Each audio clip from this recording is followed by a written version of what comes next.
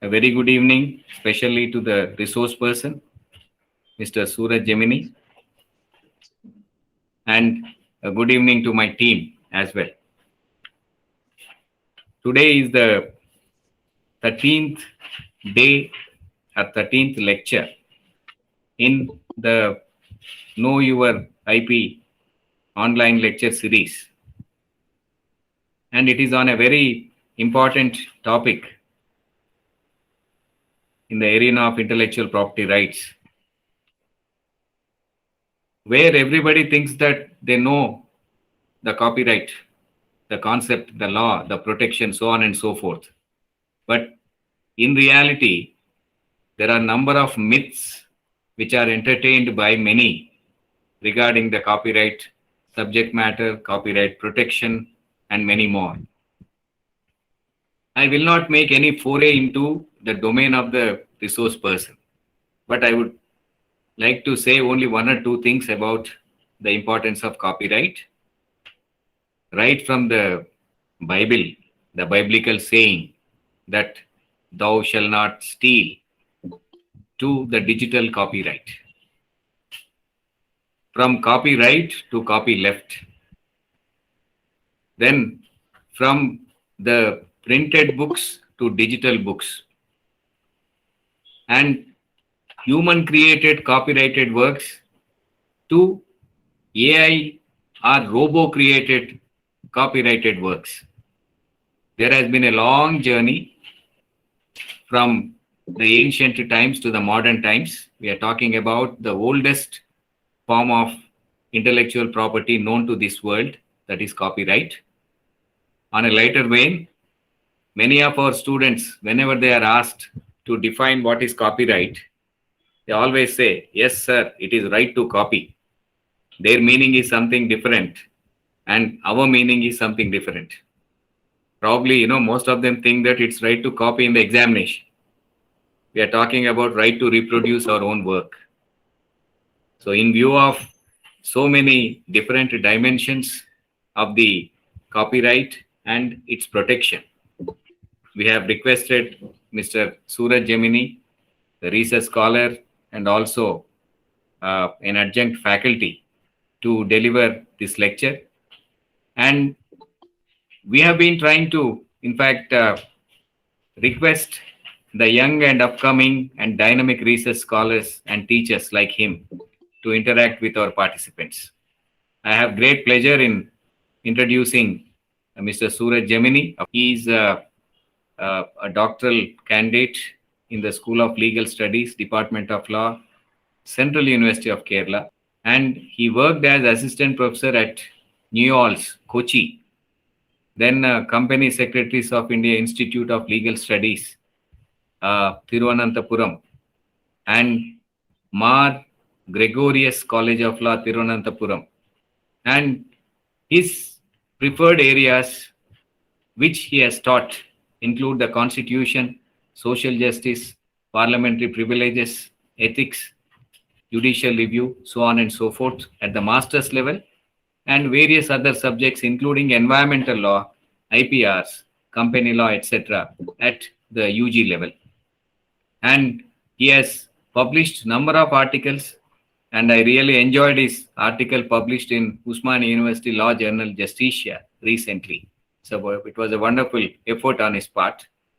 And he also published chapters in the books published by Department of Law, Central University of Kerala, apart from presenting number of research papers in national and international level seminars and conferences. And he also judged the National Dispute Resolution Competition at Kerala in 2019, and also completed 7 UGC refresher courses, mind you, 7, and is enrolled as advocate in the Bar Council of Kerala since 2014. So I thank him for being with us this evening, and I present Mr. Sooraj Gemini, advocate, researcher, and faculty. Over to you, Mr. Gemini. Thank you very much, sir. Thank you very much. That is, I'm very grateful to have received such a kind of introduction from a highly dignified and well respected member of the academia, Professor G.B. Reddy sir, and I will try my best to make a humble presentation before you, and I hope that I can live up to the expectations of Professor G.B. Reddy sir and to Osmania University for giving an opportunity today. In this discussion, I have discussed with a faculty member there at Osmania University, and he had given me certain areas to concentrate regarding copyright. So we were discussing about how well we could make up this title itself. So we decided on making it a conceptual overview of what copyright is all about. So in this regard, I will be touching a major portion with respect to the theories of copyright and how copyright can be recognized as one of the intellectual property rights that we have and why it is so. Then I have given a overview of what exactly is the law with respect to copyright as we have in India. But concentrating for a major portion on the theoretical aspects of the legal theory with respect to copyrights and other intellectual properties. So to begin with, we can say that IPR is generally characterized as a non-physical property. That is a product of original thought. Why is it so? It is because it is intangible and it's not possible for us to touch. And therefore, we have to find a way in order to entrench certain rights which are part of this or which form part of these intellectual property rights. And therefore, we see that these rights do not surround the abstract non-physical entity as such.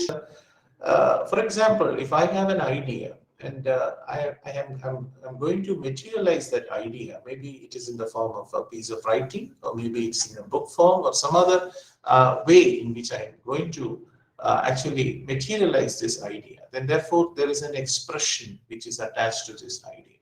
So it is for that we need a protection, and it is for that we have a right. So just without fear, with fear of repetition, I would say that these rights do not surround the abstract non-physical entity, but rather IPR surrounds the control of physical manifestations or expression of ideas. And naturally, what is being protected? The content is being created by its creator, and therefore it protects the content creator's interest. And his ideas are therefore protected by assigning and enforcing legal rights to produce and control physical instantiations of those ideas, or examples of those ideas, or instances where those ideas have been materialized. So we see that IPR has a rich history, as Professor has already mentioned, and that can stretch back to ancient Greece, whereby then thereafter the royalty who have been issuing certain letters with respect to protecting such kinds of rights. And we see that different legal systems have adopted these primordial rights, and as time went by, these have matured, and there is a great deal of protection of intellectual work that has been made. And with each year that is passing, we see that there is a refinement of what has already been protected within the different areas. And we see that new rights, as we deem them, are also protected under this regime.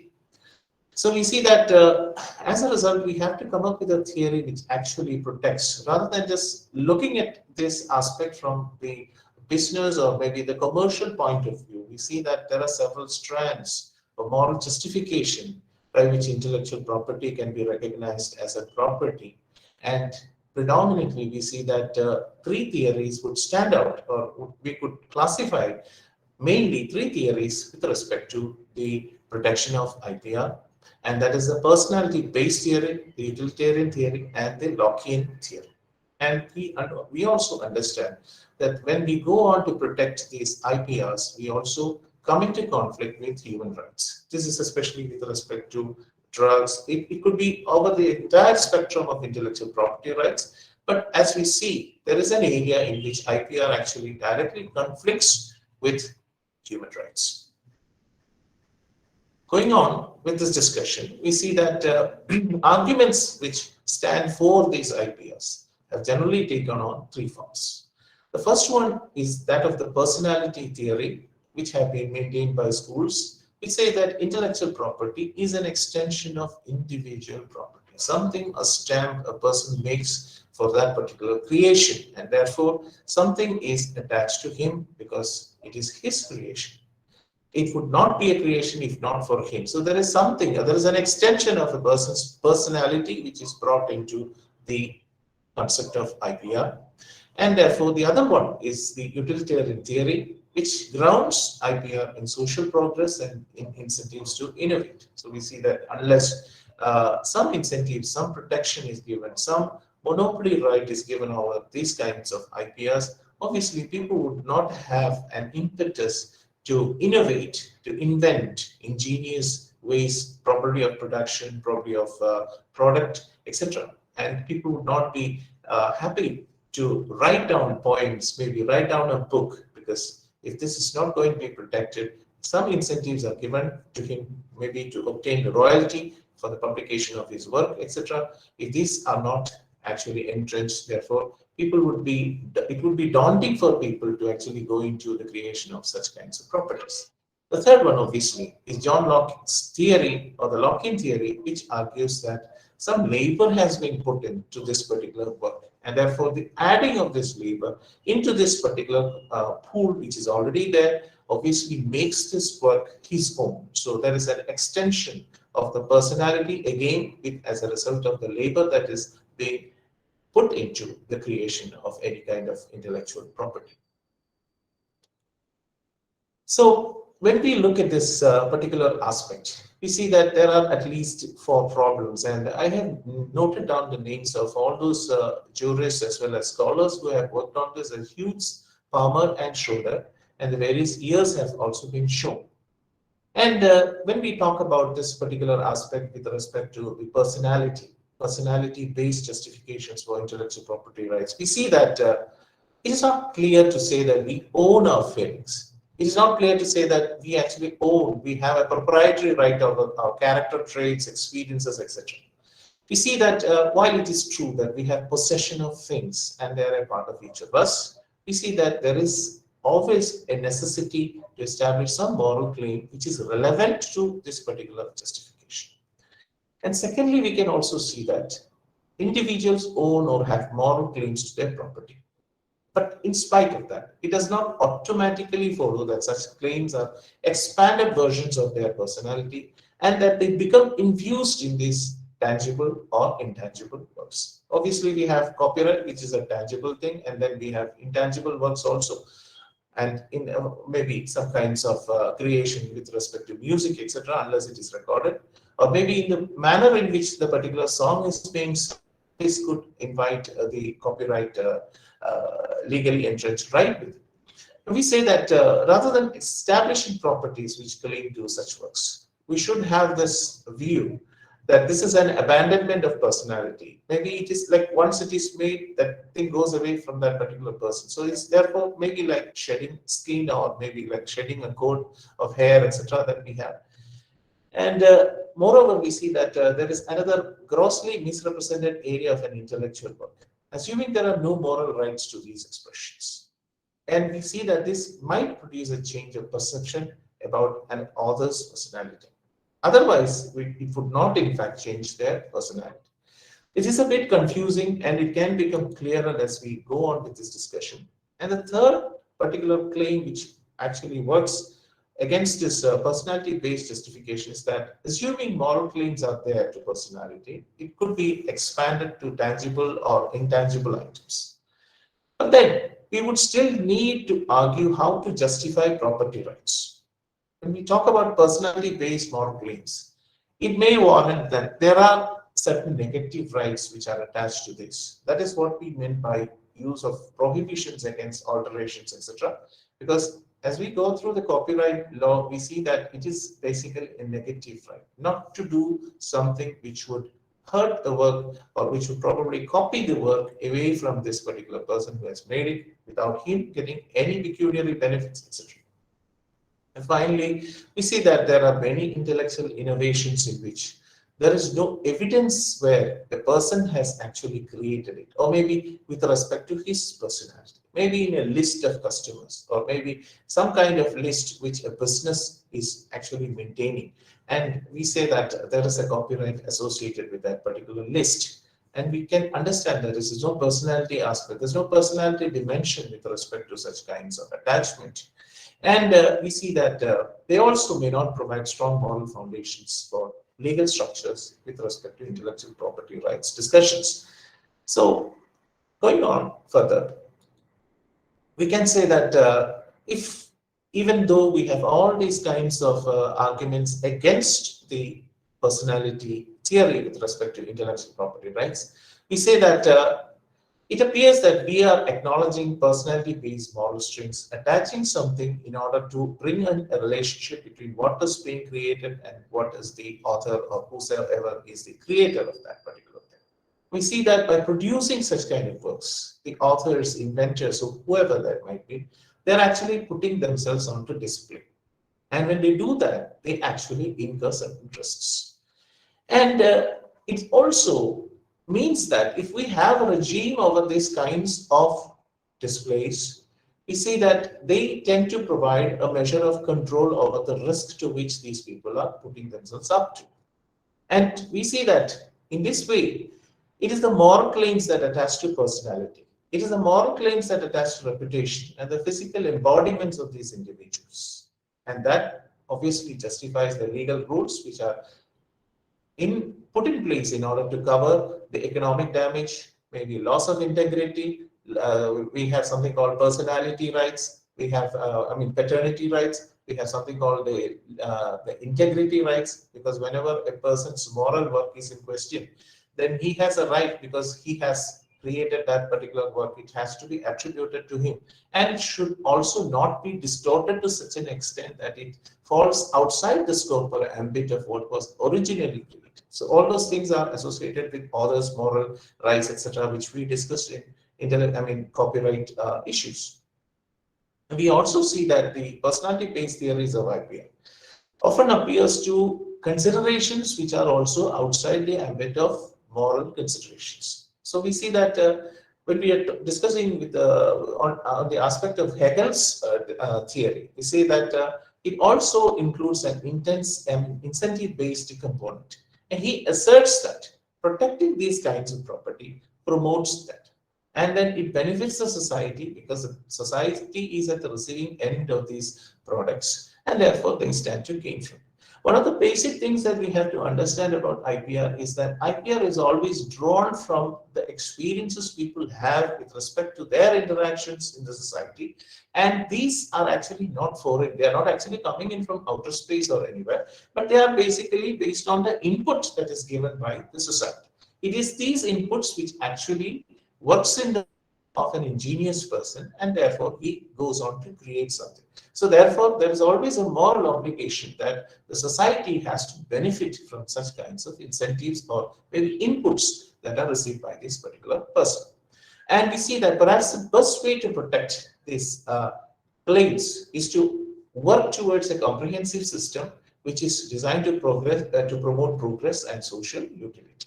So then again, some bits of the utilitarian aspects also we have to borrow, and we understand that these three theories work hand in hand. It cannot be we cannot create a totally a compartmentalized system in order to explain the intellectual property rights regime.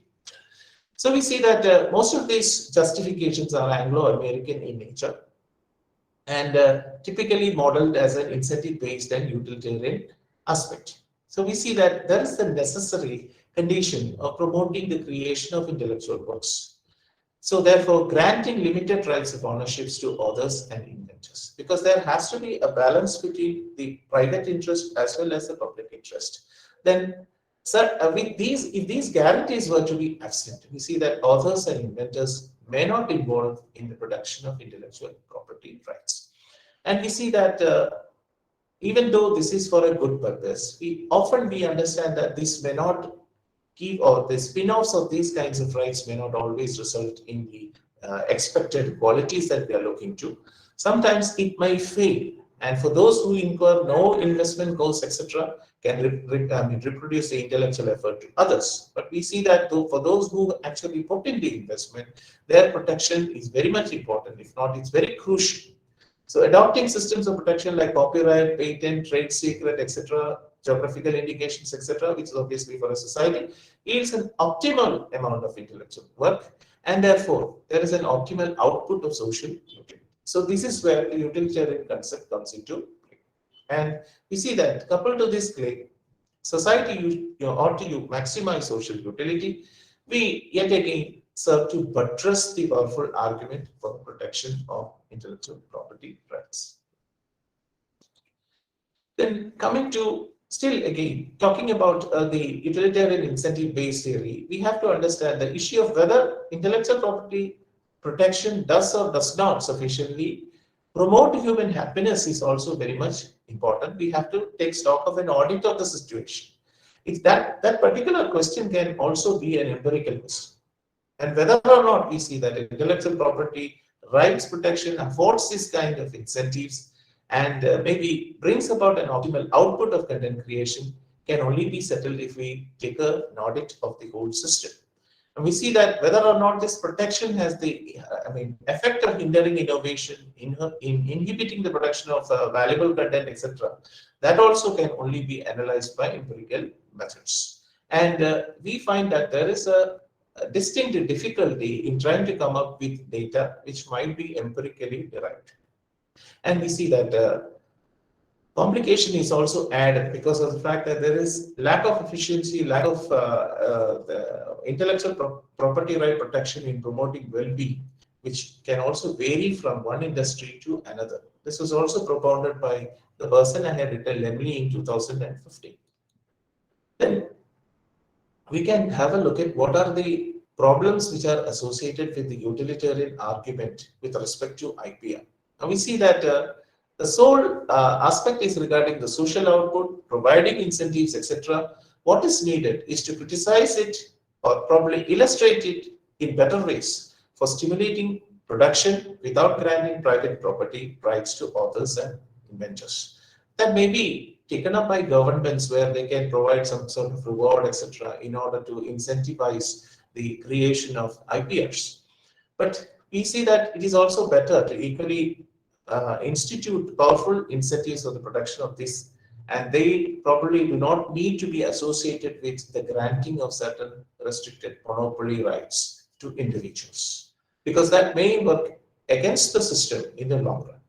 Now, we have come up with that particular alternative. We say that alternative to the intellectual property rights or the conferment of intellectual property rights to incentives is the government support of intellectual labor. And that particular question poses another issue, whether the taxpayers' money should be utilized for this kind of purpose. Obviously, they may be, because if the benefits of such creation are actually worthwhile, then obviously the social incentive which is provided by the government in support of grants could actually replace the intellectual property right regime that we have currently with respect to monopoly rights which are granted for a limited period of time. And as it is eloquently mentioned, is a government-funded research projects which can also be directly transmitted to the public domain and made available to the public. So therefore, then again, the question may be posed that can government support of intellectual labor provide enough incentives to others, or they would reap a rather bigger would be at stake if they were to actually commercially exploit even for a limited period of time. So one cardinal principle that has been evaluated is that better results may also be had if fewer intellectual works of intellectual property rights of high quality were distributed to more people, rather than creating certain mediocre ones and incurring the costs of translating it into the public domain.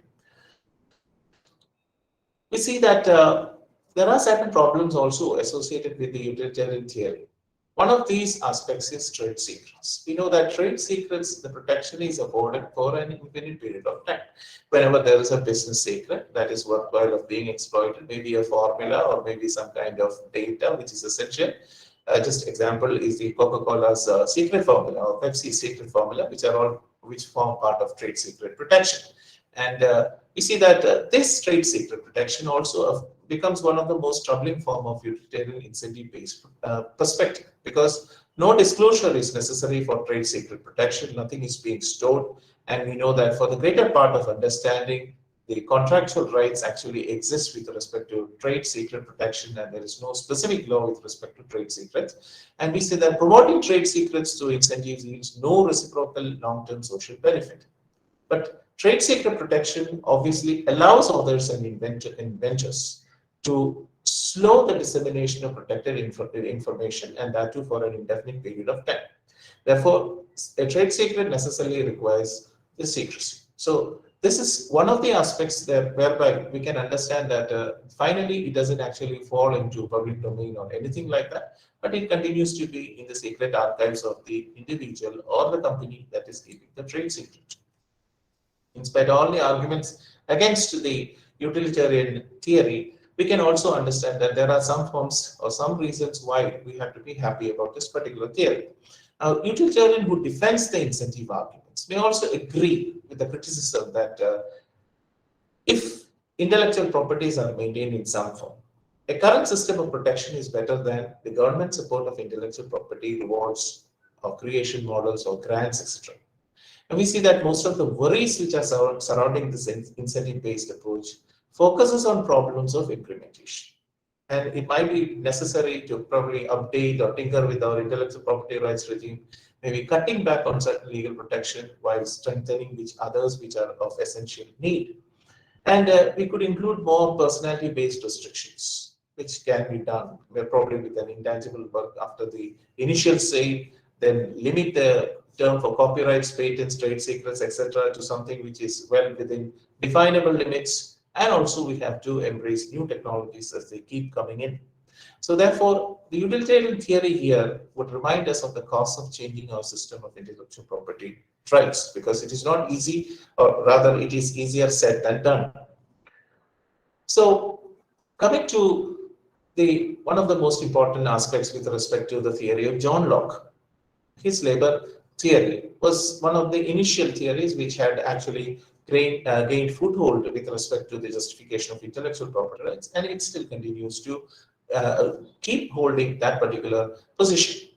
And we see that it begins with a claim that individuals are entitled to control the fruits of their labor. We know that land, for example, has been in existence, and for those before these lands were distributed or probably owned by somebody, there was plenty to take from. So obviously, the inventor, just to take an example, we can say that if some land is acquired and it is tilled and it is crops are grown, etc., that gives the person who does this labor some proprietary right over that particular area. So this is basically the theory of John Locke. So we see that the person who clears the land, cultivates crops, builds house, creates an invention. Obviously, proprietary rights are attached to that particular product whenever he is engaged in that activity. So, cardinally, laboring, producing, thinking, and preserving are voluntary, and individuals that engage in these activities are also entitled to the produce that they create. And obviously, we might have some restrictions with respect to this, but then generally we see that individuals mix their labor with an unknown object. Obviously, there are certain claims which work against this theory, which we shall discuss as time goes on. And we see that restrictions or limits on acquisition include a labor requirement, a non-waste requirement, good as enough, which is a proviso that Locke had created as far back as 1890. And labor, as with respect to Locke's theory, is best understood as a metaphor for produce productive activities that are needed to sustain and promote human flourishing. So let us see what are the claims which have been put forward by Locke. We see that individuals own their bodies and therefore they own their labor. So therefore, in that sense, we can say that they are self-owners. We see that when an individual labors on something, that labor actually is infused with that object. And for that part, we see that the object and the labor cannot be separated. This is his theory. As we discuss ahead, we'll see that there are certain problems with this theory also. So it follows that once the labor is joined with the unknown object, and assuming that the individuals right to their property, exclusive right to their sweat or labor. The rights to control it are generated therefrom. So the idea is that there is an expansion of rights, and we each of us own our labor, and when that labor is mixed with objects, our rights are also expanded to include these objects. This is basically the crux of what John Locke has been talking about. You see that in terms of this intellectual property, the act of creation, or maybe that of discovery, takes time, effort, and skill. And just like John Locke had given certain provisos, he talked about the no waste aspect or no waste proviso. And we see that work does not spoil like apples or any other commodities which are perishable.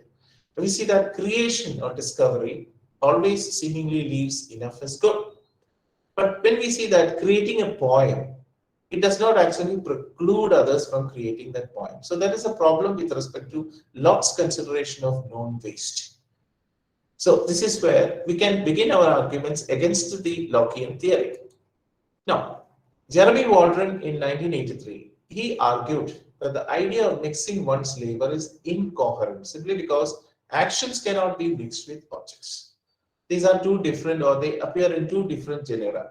So therefore, actions are physical and the objects are inanimate, and though they are physical, they cannot be combined with actions. Another scholar, Proudhon in 1840, he argued that if labor was so important, then that means a second labor on the object should also ground a property right in the object as reliably as a first labor. If somebody were to probably take this thing and then take the initial idea and then work on the idea, or take the initial expression and work on the expression. Therefore, obviously, if labor done is something so important, then obviously he also would be generating a right, or his right would become expanded. Then John Nozick asked in 1974, he asked why labor mixing generated property rights rather than a loss of labor, which may look paradoxical to us when we when we look at it for the first time. So we see that Waldron in 83 and Perry in 78 both argued that mixing of labor with an unknown object should yield more limited rights rather than rights of full ownership. And finally, if we see that if we take the tools, innovations, the skills, etc., which are used in laboring as social products, then perhaps these claims or title to these claims have been undermined. So these were the two discussions, two individuals who discussed on this. One was Grant as well as Hettinger. We see that in spite of these discussions against the Lockean theory, we see that there is a rejoinder, or rather something that we also have to understand, that John Locke is right. And this particular aspect, I have discussed it with the example, with the help of an example. So we see that after weeks of effort and numerous failures, a person called Ginger, he has come up with an excellent new recipe for spicy noodles, which is an individual.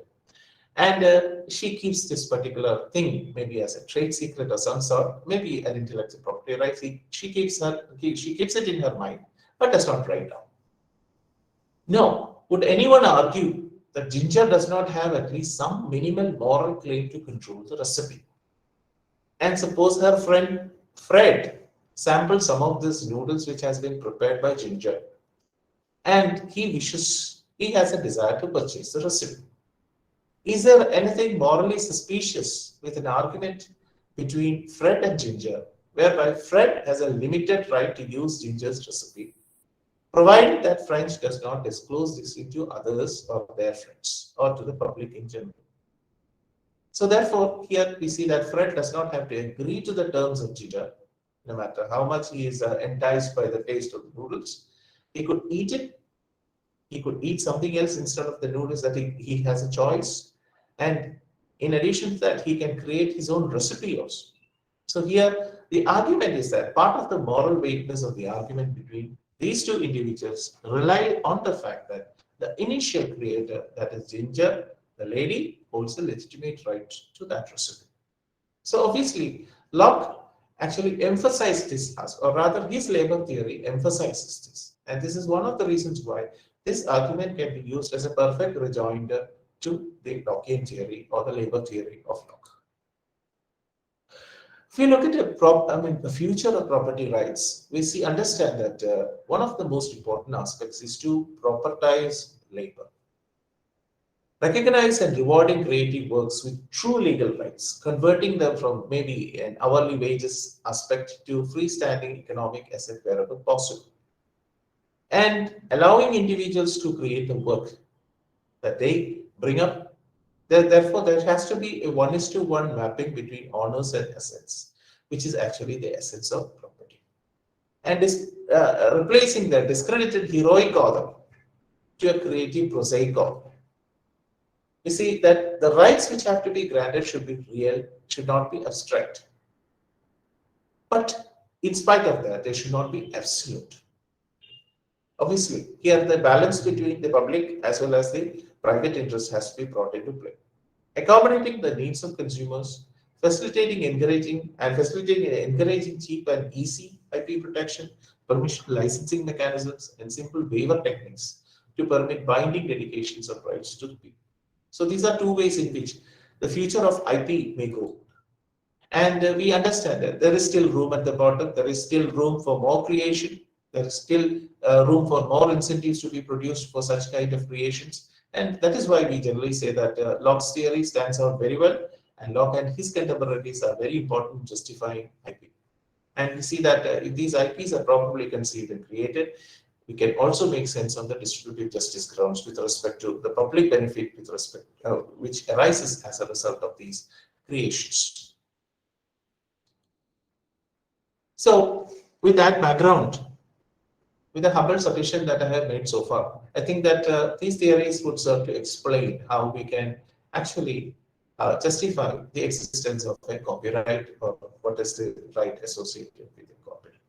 As we know that this is an incorporeal right, it is not tangible. Obviously, it lacks a body, so therefore it is incorporeal in nature. And we see that the property in the work is justified by the fact that the right owner has created. The emphasis has to be on the word right because he is perfectly, there has to be an equity with respect to the owner and his rights because he created it. And this particular right of copyright may be disposed by assignment of his right or by licensing it to differences between assignment and licensing. And we see that the incorporeal nature of this right gives a dominion over his right and his right to exclude it, and a right in the work erga omnes, that is, can exclude it from all.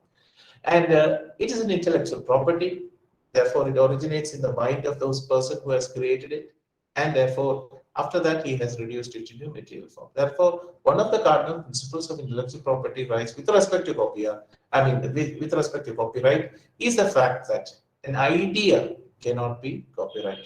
It is when the idea is actually materialized in concrete form. That is maybe a euphemistic term, but when it is put in a material form, maybe in the form of a poem, which is printed in a book or maybe on a piece of paper, etc. It is that expression, that is where his own intellectual component has been infused into that particular thing. That is when it is given protection. The ideas are not copyrightable, and there are no copyrights which exist for ideas.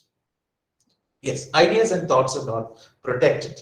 And these are not works under copyright law. Typically, again, as we have discussed in the beginning, we can understand that these rights do not surround abstract non-physical entities, but rather the IPR surrounds the control of manifestations or expressions of ideas.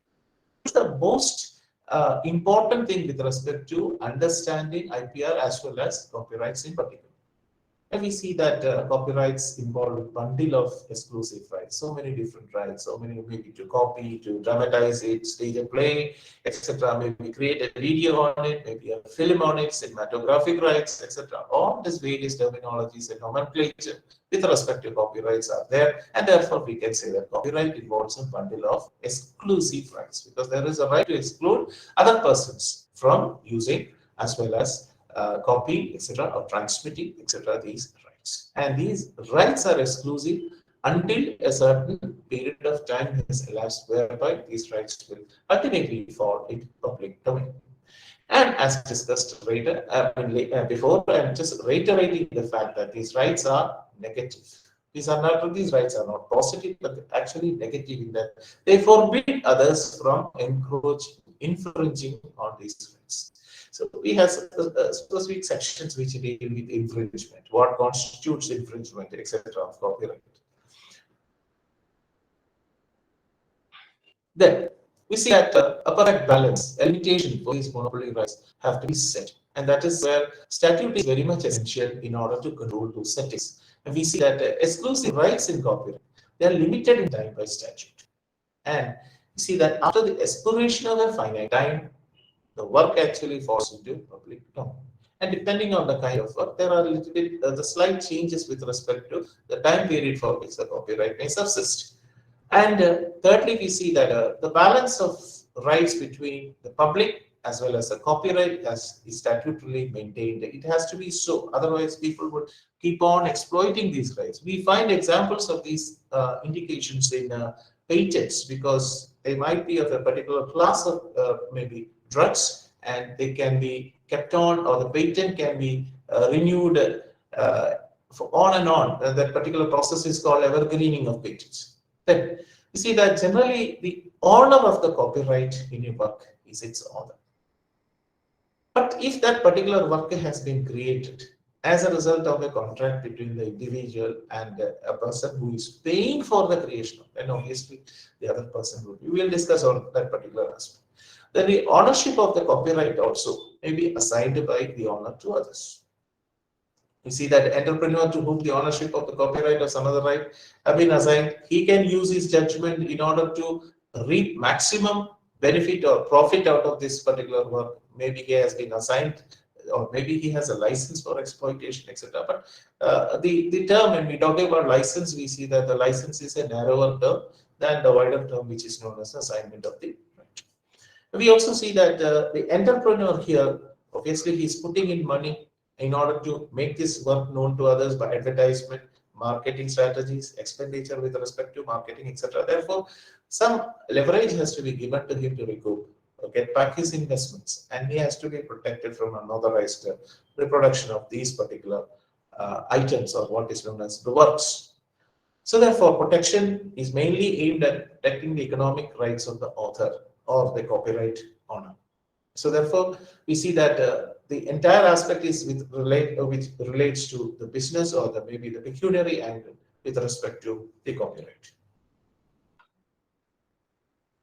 Then we talk about limitations of copyright.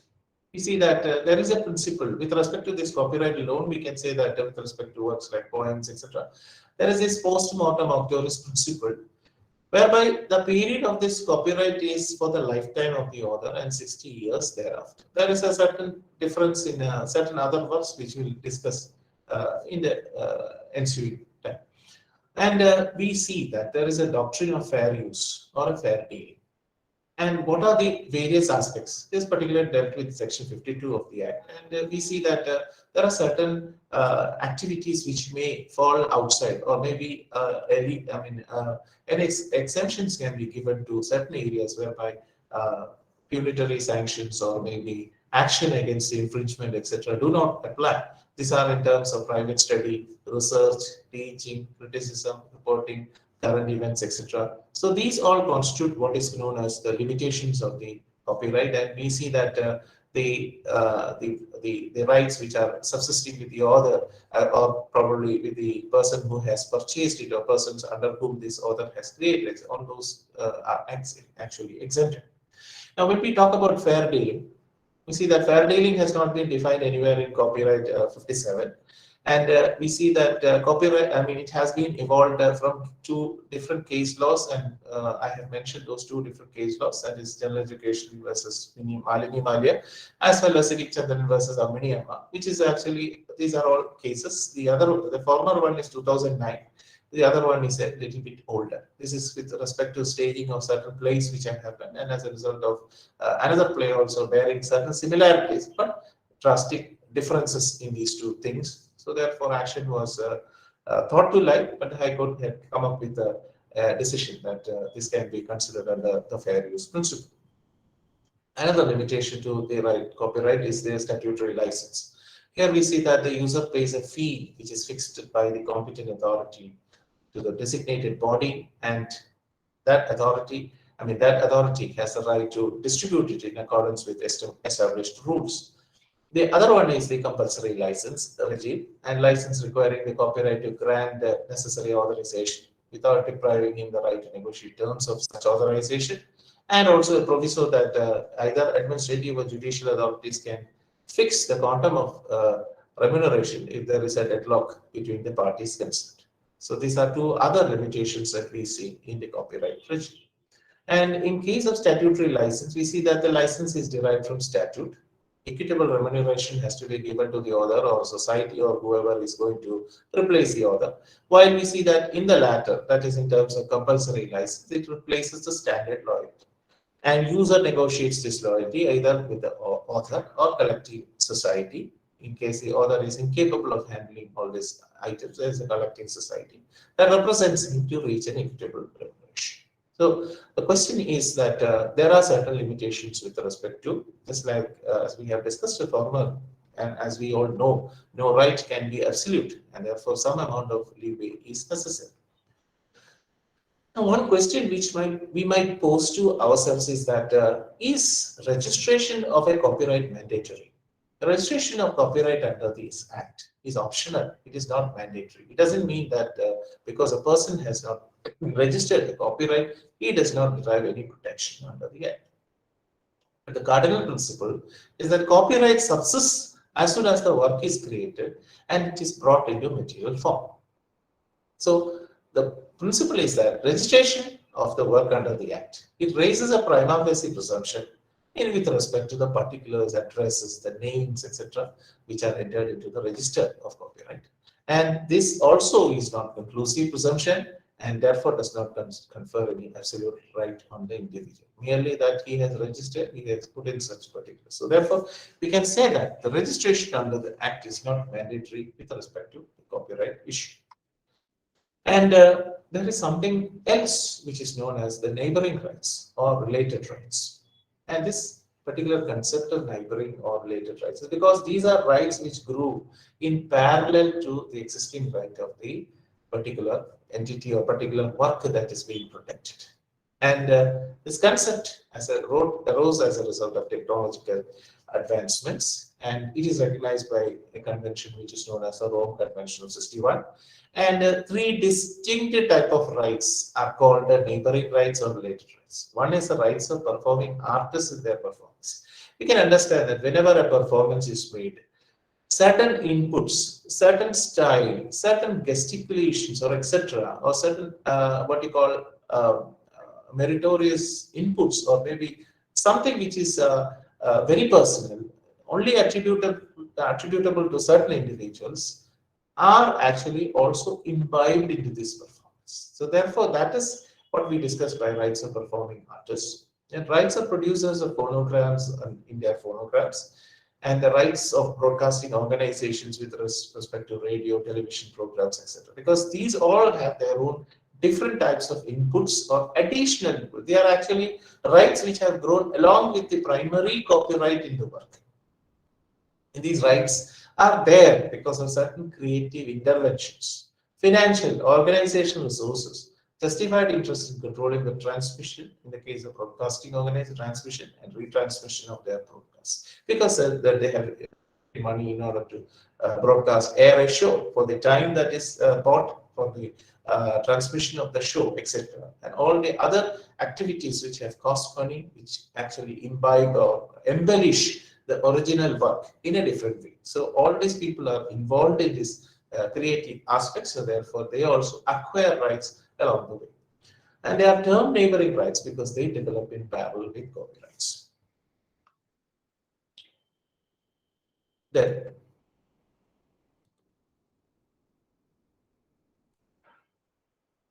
hello, am I audible? Hello, am I audible? Hello?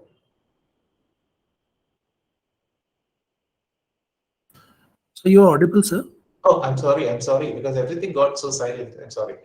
Okay, then let us look into what is the subject matter of copyright. Specifically, Section 13 deals with this, and it mandates that copyright subsists in the following works. One is original, literary, dramatic, musical, and artistic works. Cinematographic films, sound recording, all these are areas in which copyright subsists, and especially with respect to our own statute, which is the Copyright Act of 1957. And we have to see that 13A here, hello, yeah, 13A here actually protects the original works, whereas 13B and C protect derivative works. So the right to claim copyright is subject to the said section and other provisions of the Act. And it is only what is said in the Act, and it does not exist outside the Act. That is what we actually mean by using the French word dehors. Dehors actually means outside the Act. So the entire thing is statutorily defined, and what falls outside the statutory definition does not apply when we talk about the subject matter of copyright. So one aspect which is very important in distinguishing a work is that work which is a subject matter of copyright. We see that the work should not be copied from some other source. A copied work cannot ever attract copyrights to it. Then there is a difference of opinion between what is known as the originality of thought and expressions of ideas. And copyright is not concerned with the originality of idea, but it is concerned with the expression of thought. As we have mentioned earlier, we see that ideas are not copyrightable, but expression of those ideas are copyrightable. So we see that in case of a literary work with the expression of thought in print or writing, etc., these all attract the copyright conferment. And the work should also originate from the author. This was decided in a famous case of University of London Press Limited versus University Tutorial Press with respect to the copying and recompilation with respect to certain question papers which were given in the University of London at that particular time. Then the doctrine of the sweat of the brow. This is particularly a doctrine which is not accepted in the United States, and that particular case has been stated here in Face Publications Incorporated versus Rural Telephone Company. It was held as sine qua. It was a sine qua non that the doctrine of sweat of the brow is not attracted with respect to copyright or its originality, and we see that original as a term which is used in copyright refers only to the work which was independently created by the author, as opposed to what is copied from other books. And we see that copyright subsists in expressions and not in ideas. And that also has been given in a famous case law of Donahue versus Allied Newspapers, which was heard before the Chancery Division in UK. Then original artistic works. What are original artistic works? This is defined in section 2, subsection C of the copyright. And it defines artistic work to mean painting, sculpture, drawing, etc., engraving, works possesses artistic quality, or other artistic craftsmanship also come under the term of what is known as artistic work.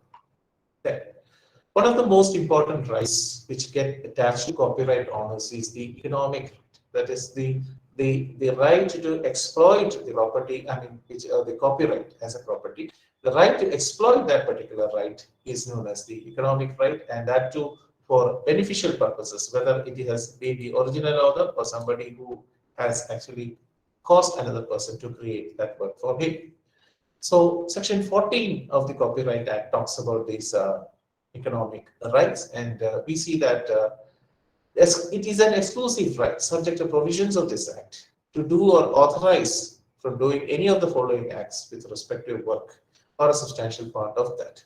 That is literary, dramatic, musical work, computer program, which is exempt from it, and to produce the work in any material form, including the storing of in any medium by electronic means, copying the works to public, not already copies which are in circulation, to perform the work in public, communicate it to public, cinematographic film, translation of the work, adaptation, etc., compilation, all this come under the effect of copyright. Then another aspect which needs to be discussed is the moral rights of the author. As we have discussed before itself, we see that moral rights of the author originated in French law, and we see the Roman Act of 1928 has added moral rights to the Berne Convention, which is another convention which is with respect to all these rights we have discussed. And here it says that the author has right to claim moral works in the work even after the assignment of copyright. And it is enshrined in 57 of the Act.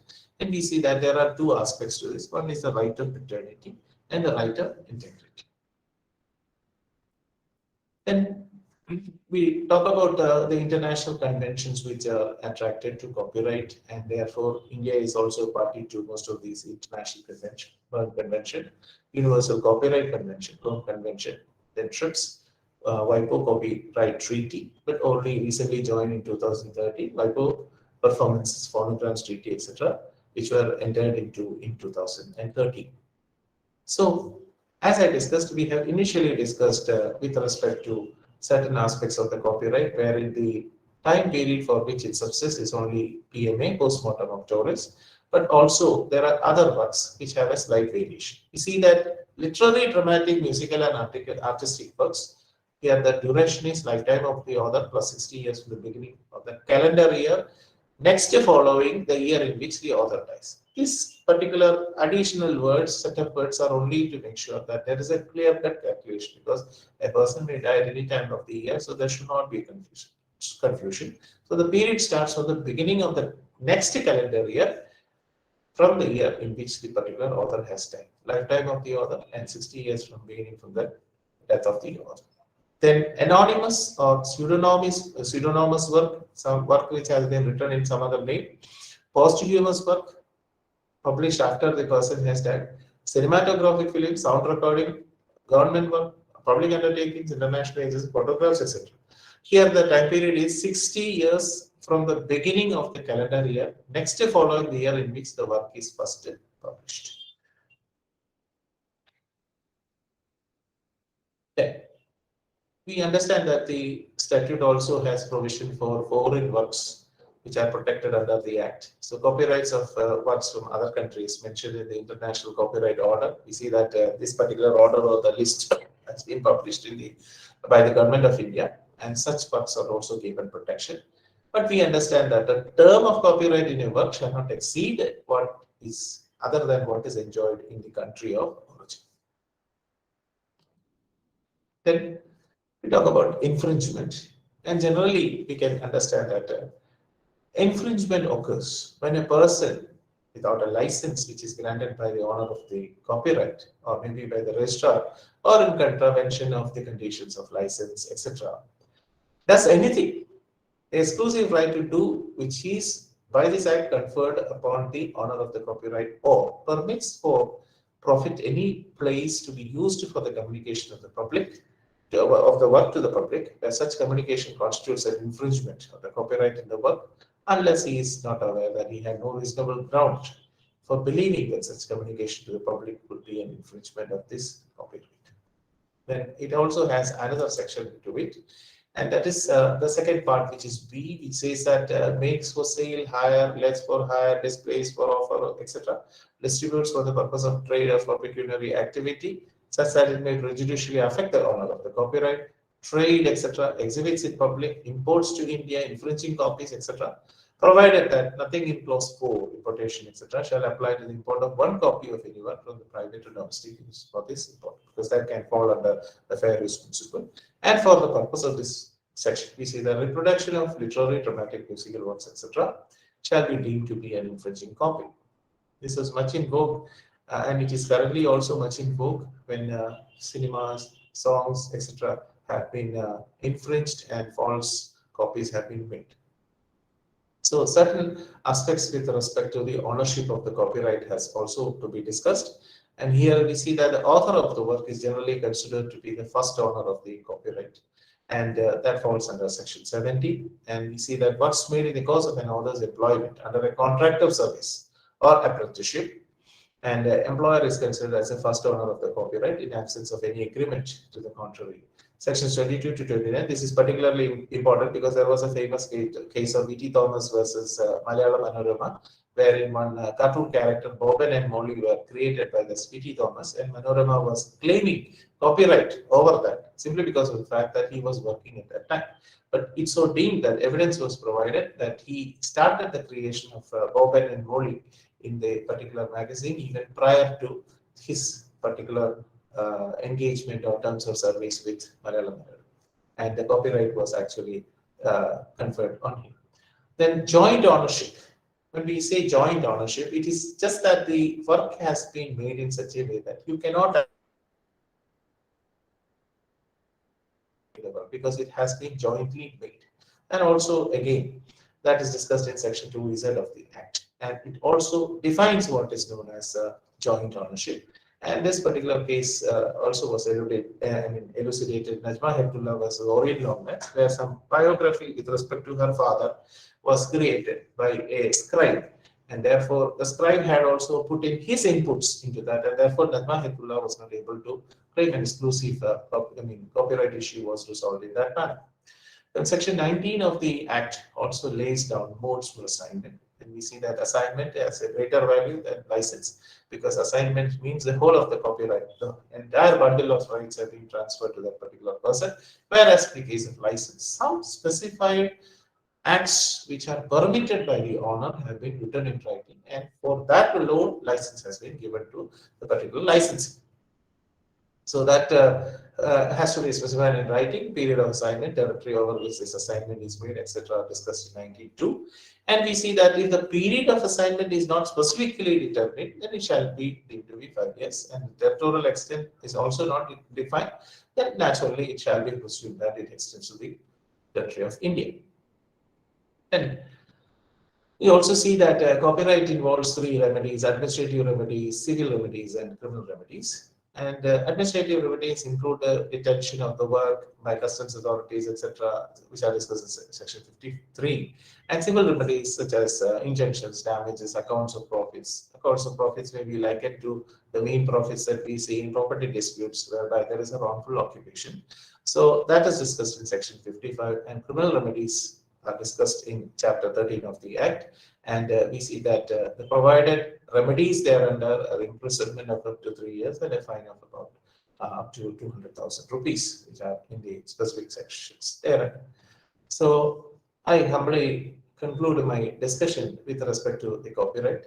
I'm also very grateful to the department at Osmania University, and above all to Professor G.V. Reddy sir for giving me such an opportunity to discuss a peripheral, or rather an overview of the copyright regime, or rather with respect to the intellectual property rights, its theories, and the copyright at large. Thank you very much, Sooraj sir, for the detailed explanation about some of the aspects of the theoretical interpretations related to IPRs and why protection of IPR should be granted, and also the balancing of public and private rights, and also the essential doctrines relating to copyright, and an overview of the copyright law in India. I request Mr. Srinivas Rao to propose formal vote of thanks. Over to you, Srinivas. Thank you, sir. Mr. Gemini, a very good evening, sir. Good evening, the organizing team and all the participants. I would like to convey my sincere regards to your good self, and the presentation was a detailed and informative presentation, sir. That was an innovative way of delivering the lecture. The lecture was a fine tune of jurisprudence, copyright, and you have rightly explained the concepts related to the copyrights, including labor rights, and also made the presentation in the format of a ready reckoner. So you talked about various doctrines related to copyright and IPR, which are also essential components for building knowledge in copyrights and IPR overall. So thank you once again, sir, for blessing this evening and addressing to all our participants today. So we will look forward for more sessions like this from you, and we will meet again with yet another interesting topic for the next week. Until then, for the next episode, on behalf of DPIIT IPR Chair, OU, thank you everyone, sir. Thank you.